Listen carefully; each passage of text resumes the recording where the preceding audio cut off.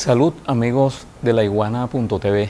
Hoy tenemos con nosotros al ministro del Poder Popular para la Comunicación y la Información, Ernesto Villegas Pollak. Ernesto está por segunda vez en este cargo.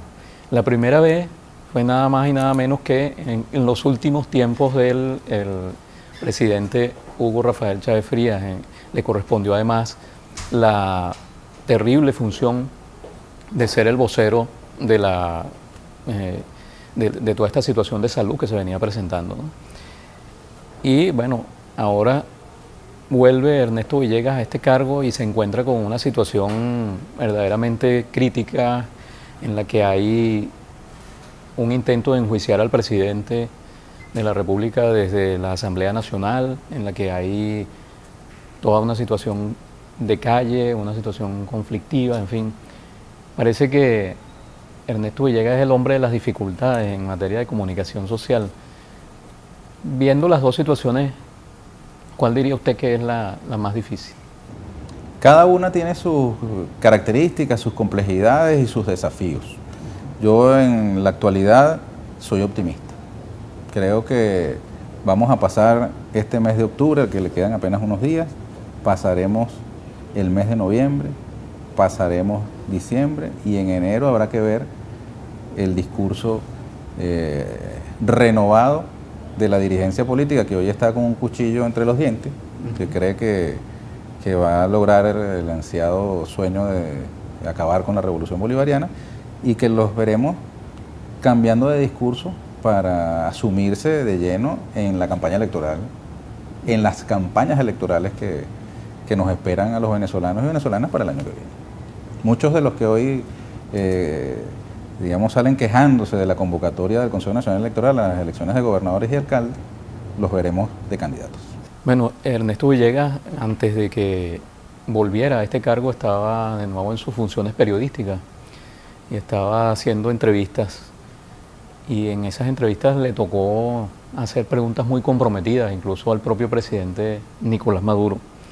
Tomando un poco ese ejemplo de buen periodismo, yo también voy a hacer una pregunta comprometida. Al margen de que la culpa de que el referéndum revocatorio no se haga este año es de la dirigencia de la Mesa de la Unidad Democrática, no existía la posibilidad, con la voluntad política necesaria, de que se realizara si el gobierno, el chavismo, aceptaba realizarlo de alguna forma y llegaba a un acuerdo para que se realizara.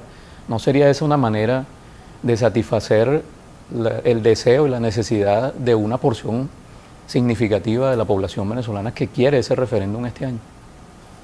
Mira, yo echo de menos las invocaciones que algunos políticos de oposición hacían al referéndum antes de las decisiones judiciales que, incidieron en la dinámica que se había iniciado. Algunos quedan al descubierto como proponentes sencillamente del derrocamiento de Nicolás Maduro por cualquier medio. Y el referendo apenas era una excusa para activar otra vez el libreto de abril. La oposición, como dice el respetado compatriota venezolano Ali Rodríguez Araque, tiene una dirigencia que lamentablemente, además de tramposa, es impuntual. Yo recuerdo muy bien la fecha en que se cumplió la mitad del periodo del presidente Maduro, que es el mismo periodo para el cual fue electo el comandante Chávez el 7 de octubre. Recordemos que Nicolás Maduro fue electo para completar el periodo del comandante Chávez. Eso se cumplió el 11 de enero de este año. Esa es la fecha que se cumple el año de la muerte de mi padre, y por eso yo lo recuerdo muy bien. Y en esa fecha vale la pena, tú que eres un periodista acucioso, que busquemos en un buscador, como dicen los chamos, que googleemos cuáles eran las declaraciones que para esa fecha estaban dando los principales dirigentes opositores. Y en ese tiempo estaban hechos una galleta, andaban engalletados, hablando de enmienda constitucional. Ramos Ayub decía que era la mejor vía, una enmienda constitucional para salir del presidente. Hablaban de la renuncia, del abandono del cargo, de la supuesta doble nacionalidad. Andaban engalletados en mil cosas, en lugar de hacer lo que tenían que hacer, que era ir al Consejo Nacional Electoral y activar el supuesto referéndum. Ahora, después que se le pasó el tiempo, tú no puedes echarle la culpa al gobierno o al CNE de que tú hayas sido impuntual. Entonces, asuman su responsabilidad con sus electores. Los estuvieron engalletados y los están engalletando otra vez con un rosario de opciones, ninguna de las cuales va a cuajar. Pero no existía la posibilidad, digamos, de que desde el punto de vista político se negociara, se llegara a un acuerdo sobre eso. Bueno, es que yo creo que el referendo es un mecanismo que está en la ley, en la Constitución, y que es cumpliendo con los extremos legales y constitucionales que tiene posibilidades de concretarse. Si no se cumplen los extremos legales y constitucionales, ¿cómo puede, digamos, un acuerdo sobre pasar esas normas, esas reglas de juego? Ahora, aquí hay, llamémoslo así, dos equipos de fútbol. Si trasladamos eso al equipo de fútbol, tú no le puedes echar la culpa al equipo contrario, que el equipo contrario tenga unos buenos delanteros, tenga unas buenas defensas y que tenga un buen arquero. Entonces tú vas a emprenderla contra el arquero del equipo contrario porque no sabemos de un gol. Por favor. Yo quisiera ver en la misma circunstancia a los señores que hoy día están, digamos, pretendiendo derrocar al gobierno, a ver qué harían. Sabemos muy bien lo que hicieron históricamente y lo que harían desde el poder. Ernesto Villegas también es un estudioso de la coyuntura del golpe de Estado del año 2002. Allí ya como periodista de investigación, quizás una de las personas que más profundamente ha investigado sobre lo que ocurrió. Desde el punto de vista de los medios, aquel fue un golpe con mucho protagonismo. Casi pudiera decirse que fue un golpe mediático con alguna influencia militar. Esto ha cambiado mucho a lo largo de estos últimos tiempos, ¿no? Digamos, la correlación de fuerzas entre los medios del Estado, los medios públicos y los medios contrarrevolucionarios es distinta a la del 2002. Sin embargo, también han cambiado otras cosas en el escenario de los medios y ahora tiene mucho más peso el tema de las redes sociales, el tema de los medios digitales. ¿Cómo lo ve usted en este momento en comparación con todo ese proceso que investigó tan profundamente? Al guión del golpe,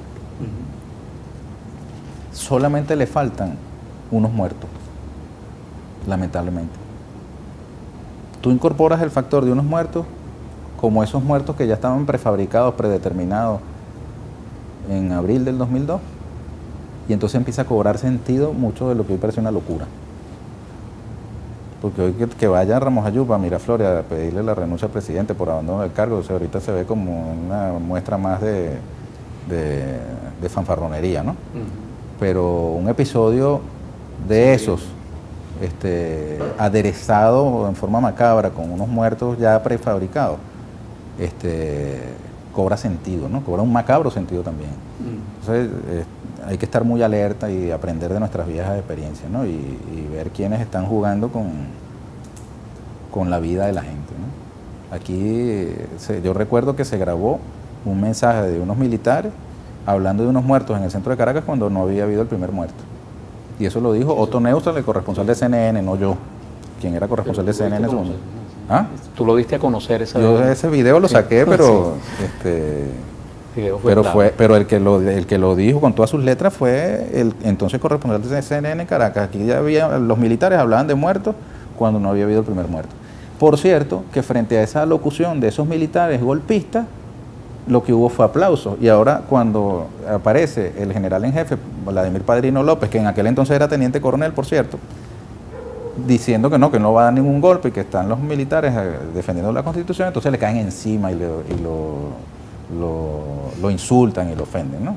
Es una cosa verdaderamente llamativa, por decirlo.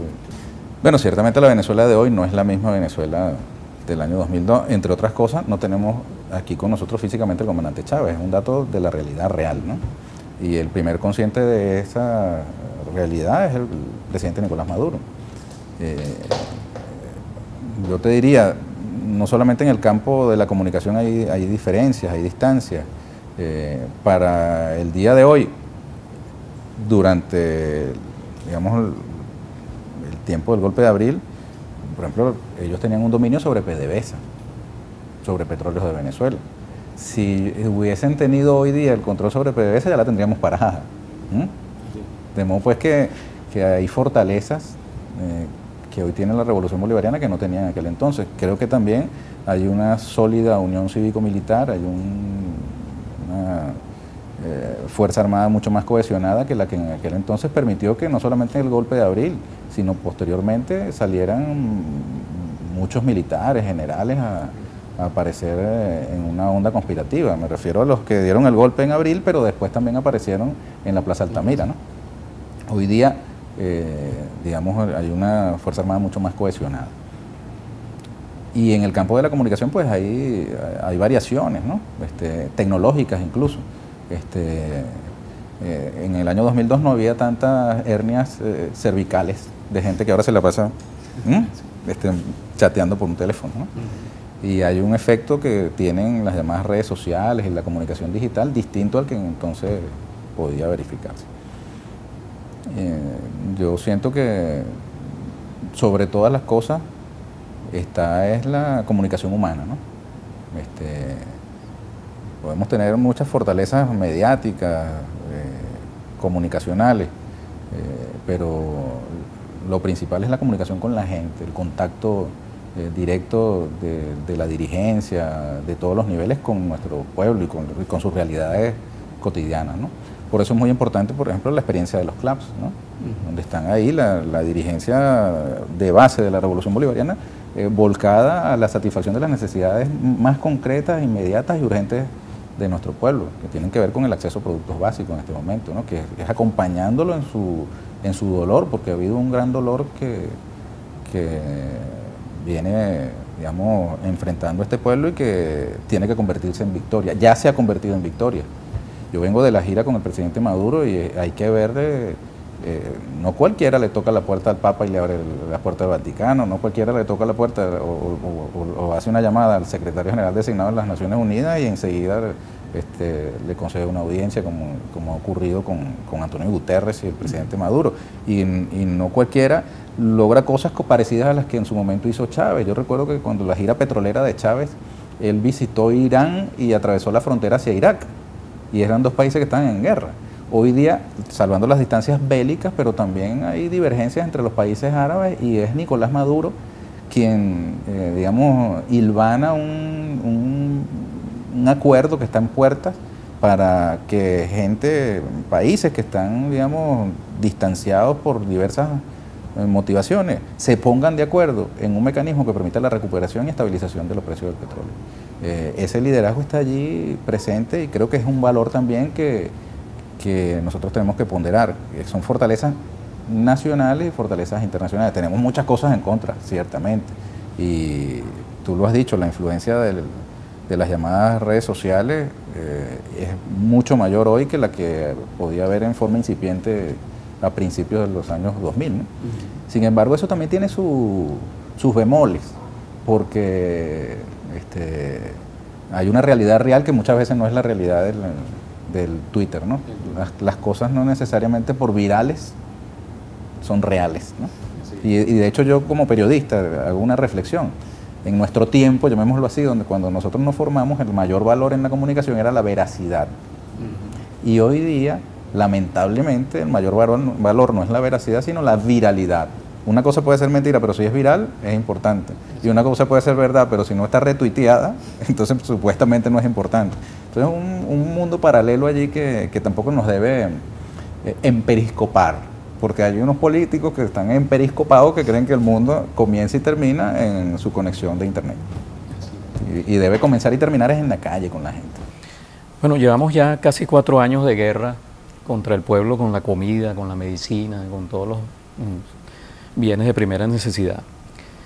En lo comunicacional, ¿qué se ha hecho bien y qué requiere cambios, reenfoques? Yo sé que esta pregunta también es un poco una pregunta Villegas, requiere que usted hable de sus sucesores, antecesores, porque son sucesores y son antecesores a la vez, los que han sido ministros de Comunicación e Información en estos años. ¿Qué se ha hecho bien y qué hace falta mejorar con respecto al tema de la guerra económica concretamente? Bueno, yo te digo que se han hecho muchas cosas bien. Por ejemplo, la imagen de la Navidad de este año está asentada en una imagen de la Navidad que digamos, impulsó Jacqueline cuando estuvo aquí en el Ministerio de Comunicación e Información. Es un mismo gobierno. Hay circunstancias que permiten la concreción de algunas iniciativas y circunstancias que no. Por ejemplo, mi antecesor inmediato, Luis José Marcano, tuvo las condiciones necesarias y el tino de impulsar la creación del Estado Mayor de la Comunicación. En el momento en que me correspondió a mí ejercer por primera vez este cargo, yo también propuse y fue aprobada la creación de una instancia parecida con otro nombre. Sin embargo, no cuajó en aquel entonces. Cuajó fue en el de Luis José. Y ahora yo he tomado esa experiencia positiva y he hecho lo siguiente. Con el Estado Mayor de la Comunicación se dio lo que se llamó un despliegue territorial. Entonces, integrantes de ese Estado Mayor han ido a los estados, a las regiones, para hacer un levantamiento de todo el mundo de la comunicación en ese respectivo estado y establecer un enlace con Caracas, pues, con el ministerio. Ahora yo he dispuesto, con autorización del presidente, un despliegue sectorial. Entonces, integrantes de ese Estado Mayor están asignados a las distintas vicepresidencias de gobierno. Y de ese modo, los ministerios que están agrupados en esas vicepresidencias tienen un enlace político directo con el ministro, con el ministerio. Y esto nos ha permitido adelantar lo que yo he llamado coloquialmente un perfil 20. Yo quiero hacerle un perfil 20 a la gestión de gobierno. ¿Qué significa ese perfil 20? Es una prueba, un análisis de sangre que te permite ver cómo están los distintos valores del colesterol, la glicemia, las transaminasas y los demás, digamos, elementos, pues, que contiene la sangre, ¿no? Entonces, muchas veces nosotros en nuestro discurso nos asentamos con propiedad en la emoción, pero nos falta muchas veces el dato duro. Y el dato duro, cuando lo tenemos, no siempre está bien expresado. Te pongo un ejemplo, las grandes magnitudes. Al ciudadano común y corriente le dice lo mismo, que haya llegado a un determinado estado 100 toneladas, 200 toneladas, 500 toneladas o 1000 toneladas de algo. Porque esas son magnitudes que son inmanejables, son incomparables. Entonces, el esfuerzo en la comunicación tiene que estar en traducir esas grandes magnitudes a nociones procesables por el ciudadano común. Entonces, no es lo mismo que tú digas, bueno, acaban de arribar 3000 toneladas de harina de trigo a este estado, a que tú digas, bueno, acaban de arribar esas 3000 toneladas de harina de trigo, estoy aquí improvisando, que, digamos, equivalen al consumo durante 3 meses en el estado portuguesa. Ah, caramba, entonces ya el ciudadano tiene unos elementos duros, concretos, que le quedan después del mensaje que ha recibido. Yo creo que nos ha pasado, por ejemplo, el tema de las entregas de canaimita, que es un hecho excepcional, extraordinario. Pero entonces ya, digamos, la opinión pública deja de conmoverse cuando tú, después que entregaste el millón, entregaste los 2 millones, entregaste los 3 millones, 4 millones, 5 millones, 10 millones de canaimita, y ya da lo mismo porque pasa todos los días, ¿no? Pero es algo extraordinario.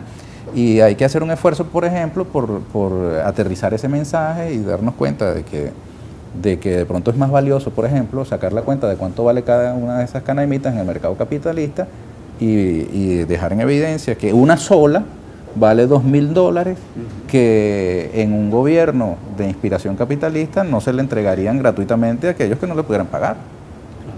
Y entonces cobra más valor comunicacional a veces esa sola canaimita que las 5 millones que estamos entregando, porque ya estamos habituados a esas grandes magnitudes. O las historias humanas que hay detrás de las cifras. Pero bueno, ese es parte del trabajo que se está realizando. Yo lo he denominado internamente misión dato duro. Entonces están estos compañeros del Estado Mayor Comunicacional desplegados en las distintas vicepresidencias, trabajando con los respectivos jefes de prensa e incluso con los directores de seguimiento y políticas públicas para construir el catálogo de datos duros, comparables, medibles, históricos y con mucha, digamos, pedagogía, para que entonces el discurso de nuestra vocería pueda alimentarse más del valor de esos datos duros, que son muchísimos. Este es un gobierno que se la pasa trabajando por todos lados y a veces no comunicamos lo suficiente o no lo comunicamos bien. Correcto. El esfuerzo que se hace no está en proporción a los resultados comunicacionales de la política que acompaña esos esfuerzos. Entonces nosotros tenemos que ponernos a tono con la magnitud del esfuerzo que se hace y a nuestro pueblo lo valora. O sea, nuestro pueblo valora el esfuerzo que acompaña su propia lucha. Ya para ir concluyendo, ministro, ¿cómo evalúa los acontecimientos de los últimos días? Todo lo que tiene que ver con la gira del presidente, con los intentos que se están haciendo en la Asamblea Nacional, la suspensión de la recolección de firmas, es decir, todo esto que se ha precipitado en los últimos días, por supuesto desde el punto de vista de la comunicación. ¿Quién ha ganado estos rounds? Bueno, te voy a decir, con la gira victoriosa del presidente Maduro por los países petroleros, su entrevista con el Papa, su entrevista con el secretario general de las Naciones Unidas, secretario general designado, el plan de la derecha recibió una zaparapanda, ¿no? Ha recibido una zaparapanda porque ellos no se esperaban que su plan golpista, insurreccional, alocado, aventurero, se topara con un estadista que, digamos, es recibido con toda la seriedad del caso en escenarios internacionales y que además está con sus gestiones trabajando por la solución de los problemas del pueblo, ejerciendo plenamente sus facultades constitucionales, porque además ellos están tratando de construir un mensaje de abandono del cargo justamente en el momento en que Nicolás Maduro está más dedicado que nunca a trabajar en ejercicio de sus funciones por la superación del bache económico en el que estamos. Y todo el mundo sabe que la superación de ese bache económico tiene mucha relación con la recuperación de los precios del petróleo. Por más esfuerzo que nosotros hagamos y que tenemos que hacer para construir una economía no petrolera, no rentista, eso no va a ser de la noche a la mañana. Nuestro destino está atado umbilicalmente a los precios petroleros. Y yo te puedo dar fe, yo acompañé al presidente en esa gira relámpago. Yo recibí mensajes de amigos de oposición que me decían, mira, yo soy de oposición, pero ojalá les vaya bien por allá, porque nos va bien a todos. Claro. Y así lo siente la sociedad venezolana. El presidente no estaba jugando carritos, tu presidente estaba yendo a trabajar por lo que tiene que trabajar. Y ya hay un antecedente. El presidente Chávez hizo una gira parecida y forjó un acuerdo que permitió la recuperación de los precios del petróleo durante su gobierno. Y ahora Maduro está construyendo un consenso que va más allá de los países de la OPEP y es muy importante. Yo tuve ocasión de asistir a la reunión con el presidente Putin y la opinión que expresó el presidente Putin en el Congreso Mundial de Energía en Turquía, oye, es distinta a la que antes tenía en otros foros internacionales. El presidente Putin hoy día cree y está convencido y ha puesto a Rusia a la orden de ese acuerdo en el que viene trabajando el presidente Nicolás Maduro, y la posición de Rusia no es cualquier cosa, es el principal productor. Lo mismo Arabia Saudita, que es también el gran, digamos, socio de la OPEP, y tienen ambos países una gran disposición a llegar a un acuerdo de esa naturaleza, al punto de que apenas habló Putin en Turquía y subieron $3 el precio del barril. Y todo esto, modestia aparte, está estrechamente vinculado a la diplomacia que el presidente Nicolás Maduro ha desplegado. Claro, son muy mezquinos sus enemigos, terminan creyéndose ellos mismos las leyendas que ellos ponen a andar, que pintan a un Maduro que no tiene ningún tipo de cualidad, que tiene todo defecto. Está bien, sigan subestimándolo, pero ahí está Maduro haciendo además un trabajo extraordinario en el campo en el que más acompañó al comandante Chávez, porque Maduro fue canciller del comandante Chávez, y todo ese entramado de relaciones internacionales que el presidente Chávez construyó tuvo como acompañante al entonces canciller Maduro, y hoy ese legado que Chávez dejó está siendo utilizado por Maduro con mucho tino para enfrentar el contexto económico adverso que tiene hoy Venezuela y que pasa necesariamente su superación por la recuperación de los precios del petróleo. Ministro, se ha planteado en los últimos días una polémica en torno a la foto del presidente Maduro con el Papa Francisco. Se ha dicho que fue trucada, que corresponde a un encuentro anterior, que, en fin, que fue una manipulación. Cuando tú revisas mis tweets, yo lo que hice fue anunciar el encuentro. Y yo puse allí, ahí está escrito, el Papa Francisco recibe hoy al presidente Nicolás Maduro. Si yo estuviese manipulando y diciendo que recibió, y pongo la foto, ya claro, yo estoy haciendo un engaño, pero cuando yo estoy diciendo recibe hoy, es obvio, está de cajón que la foto no corresponde a un encuentro que todavía no se había realizado. Claro. Y eso pasa todos los días en en todos los medios que anuncian algo y le ponen la foto de los protagonistas de lo que va a suceder en el futuro. Fotos de archivo, que está claramente puesta allí. Después del episodio yo no utilicé esas fotos para decir que hubo el encuentro. Puse la foto donde, cuando lo reciben al presidente y cuando se despide de él, y puse los videos y tal, pero yo nunca utilicé la fotografía para decir que eso había ocurrido. Eso es plenamente identificable. Tal. Ahora, la han emprendido contra mí, recriminándome que supuestamente utilizo eso para engañar, pero yo les respondo como responden los viejos periodistas: Yantén no mata tu vaso. Yantén no mata tu vaso. El hecho concreto es que no fue una reunión entre Brad Pitt y Angelina Jolie, sino que Francisco interrumpió sus actividades y recibió a Nicolás. Si voy yo y toco la puerta, no me la abren. En cambio, la tocó Nicolás Maduro y se la abrieron y ahí está, hablaron. Lo concreto es que el Papa recibió a Nicolás Maduro y fue confirmado además por una nota de la propia Santa Sede.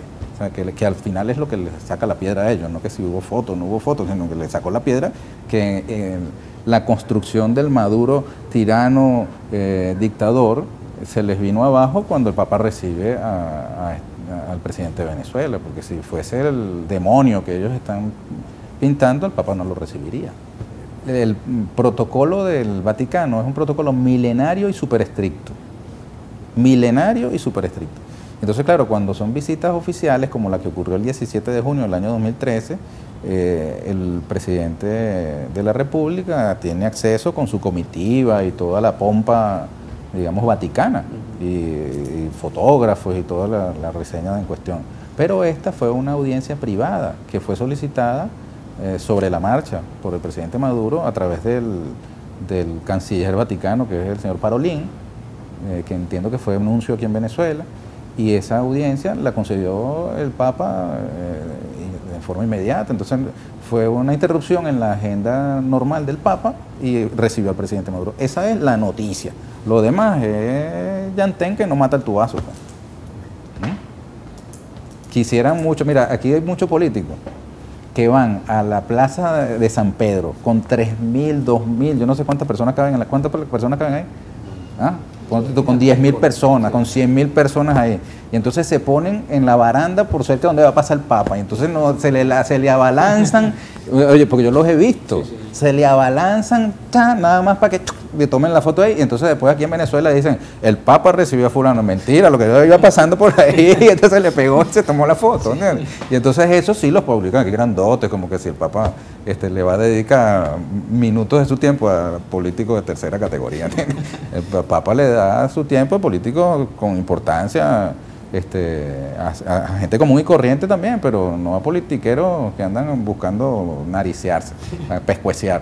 Y este es un jefe de Estado que fue recibido por el presidente Maduro, que por segunda vez lo hace, y seguramente habrá una tercera, una cuarta, una quinta vez para amargura de los que quisieran estar en su lugar. Amargura también. Y lo de Guterres también.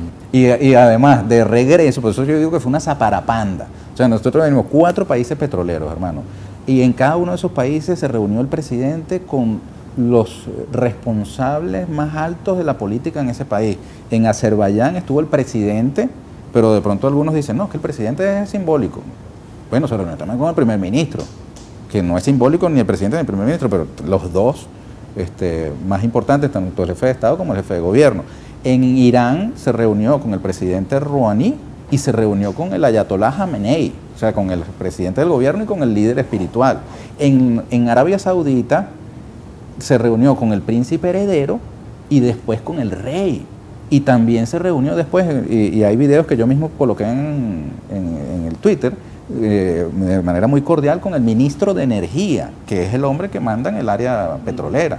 Después en Qatar, el presidente conversó con el emir, que lamentablemente en ese momento estaba pasando por el luto de la muerte del emir abuelo. Entonces el emir hizo un alto en su luto para atender al presidente de la República Bolivariana de Venezuela. Perfectamente se hubiera podido comprender que no le prestara atención, pero conversaron. Y después de regreso, nada más y nada menos que fue a Roma y vio al Papa,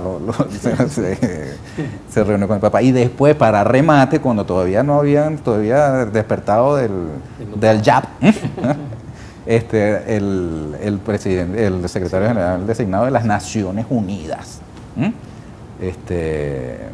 Bueno, ¿qué más quieres? Pues lo que le faltaba, No, pero ellos se reunieron con Almagro. Ah, bueno, imagínate tú, exactamente. Lo dices tú, no lo digo yo. Y el episodio de ayer, ¿cuál sería el balance comunicacional? La marcha de la oposición, la respuesta de la revolución aquí en el centro de Caracas. Mira,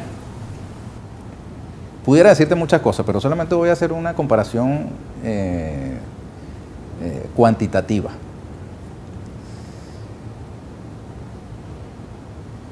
Como con 15 días de antelación, ellos convocaron una manifestación el 1 de septiembre, ¿no? Y dijeron que había allí, ellos, o sea, el cálculo de la derecha es que había 1 millón de personas. Eso es lo que ellos dicen, ¿no? José Vicente Rangel dijo que habían 30.000 nada más, ¿no? Pero ellos dicen que es 1 millón. Bueno, en el libro de Pedro Carmona Estanga, que yo me leí completico de arriba abajo, él dice que en apenas unos días ellos convocaron la marcha de abril y que allí había habido más de 1 millón de personas. Bueno, en el supuesto negado de que hubiese sido verdad, cosa que no es, ellos mismos están admitiendo que son el mismo millón que movilizaron hace 16 años. Es la admisión que ellos hacen, yo no la comparto, yo no creo que ni en abril del 2002 hubo 1 millón, ni porque siempre se usan esas grandes magnitudes, es lo mismo que te decía las gandolas, ¿no? Tú puedes decir que fue 1 millón, o 2 millones, 3 millones, 10 millones, 20 millones, a lo mejor estábamos todos ahí y no nos dimos cuenta, sí. Pero da lo mismo porque es un gentío, pues, ¿no? Ahora, lo que sí te puedo dar fe es de que en los alrededores de Miraflores, tanto el 1 de septiembre como el día de anteayer y de ayer, había infinitamente muchísima más gente que en abril del 2002 defendiendo Miraflores. Cuantitativamente hablando, comparemos pues, ¿cuánta gente había alrededor de Miraflores en abril del 2002 y cuántas hay hoy que se movilizan así en apenas horas de convocatoria?